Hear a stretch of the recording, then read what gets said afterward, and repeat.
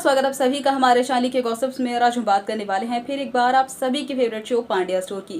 जो show Pandya store की कहानी में शुरू हो गई है अब काफी सालों के बाद की एक नई कहानी, नई पीढ़ी की नई कहानी, जिसमें हमारी नताशा यानी कि छुटकी बड़ी हो चुकी है और अब नताशा की जिंदगी की आगे की कहानी को दिखाया जा रहा है। और शो के लीप के बाद के पहले एपिसोड में ही पंड्या परिवार और पंड्या स्टोर के ऊपर आ गई है एक बड़ी मुसीबत। ये साफ दिखाया जा सकता है जहां अब जो अमरीश है यानी कि माकवान परिवार का जो सबसे बड़ा बेटा है, उसी की वजह से माकवान परिवार जो है वो काफ़ी ज़्यादा फला फूला है, उनके पास काफ़ी पैसा है और वो लोग एक परफेक्ट लाइफ जी रहे हैं। जहां अमरीश जो है वो काफ़ी ज़्यादा बड़ा बिजनेसमैन बन चुका है और वो कई बार रियल एस्टेट में भी इन्वेस्ट करता है। और अब उसका ये मानना है कि सदर बाजार जहाँ पर पंड्या स्टोर भी लोकेटेड है वहाँ पर अब उस ज़मीन पर ना कि छोटी छोटी अलग अलग दुकानें बल्कि एक बड़ा शॉपिंग मॉल होना चाहिए, जिससे वहाँ के दुकानदारों को और खासकर अमरीश को बहुत फायदा होगा।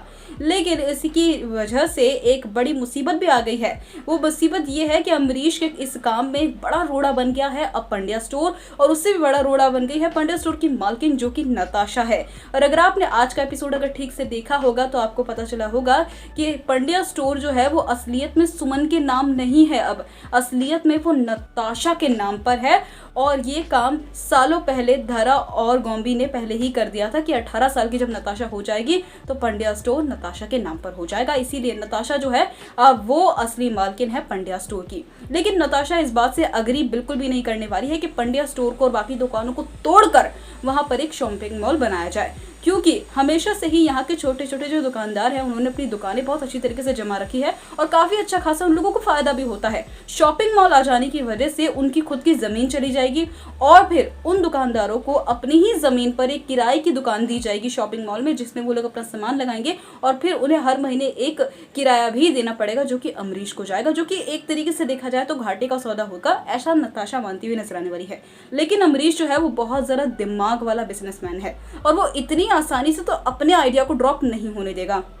इसीलिए अब अमरीश ने बनाया है एक बड़ा प्लान कि धवल, उसका जो सबसे छोटा भाई है, वो भी नताशा के कॉलेज में ही पढ़ता है। इसीलिए अब अमरीश ये चाहता है कि धवल नताशा को अपने प्यार के जाल में फंसाए और फिर भले ही साम दाम दंड भेद प्यार से या फिर चुपके से धोखाधड़ी से जैसे भी करके नताशा को वो मना ले या फिर पेपर्स पे साइन करवा ले कि नताशा पंड्या स्टोर की ज़मीन को देने के लिए मान गई है। क्योंकि अगर एक बार नताशा ने पंड्या स्टोर की ज़मीन को दे दिया अमरीश को तो बाकी सारे दुकानदार भी दे देंगे। तो अब अमरीश और धवल का ये जो मास्टर प्लान है उसमें नताशा फंसती है या नहीं फंसती है ये तो आने वाला वक्त ही बताएगा।